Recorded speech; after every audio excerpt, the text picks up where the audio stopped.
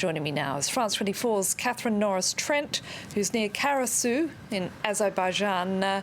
Catherine, is the shelling still continuing where you are?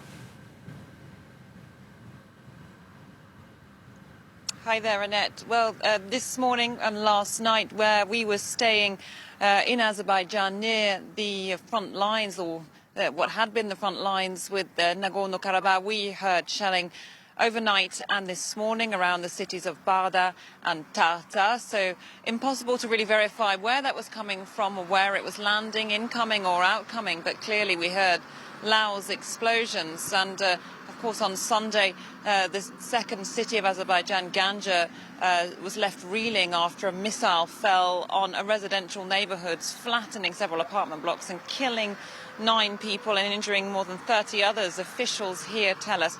Of course, there are also reports on the Armenian side of shelling in the de facto capital of Nagorno-Karabakh, Stepanakert. So for now, it seems that the ceasefire, as it were, is very much under threat because of the continued violence. I asked a representative of the president of Azerbaijan whether the Azeri side here was firing into Nagorno-Karabakh as it stands accused of, and after much pressing, he admitted that they were firing, he said, limited military strikes into Nagorno-Karabakh territory, but they said as a retaliation, as a riposte to attacks by what they call ethnic Armenian forces in Nagorno-Karabakh.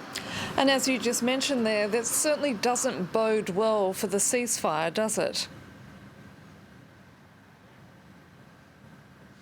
Now, the ceasefire is very fragile at the moment, perhaps hanging by a thread. Azeri officials here say that it has been threatened by the strikes on Ganja, the second city, which killed those civilians on Sunday. But interestingly, when pressed about whether the ceasefire was now over, they did not want to categorically say that outright. They said that they were still trying to keep it alive. So make of that what you will. Each side, of course, has their own argument, their own communications, but it wasn't a flat-out condemnation, a flat-out acknowledgement here in Azerbaijan that the ceasefire is not still hanging on despite the violence.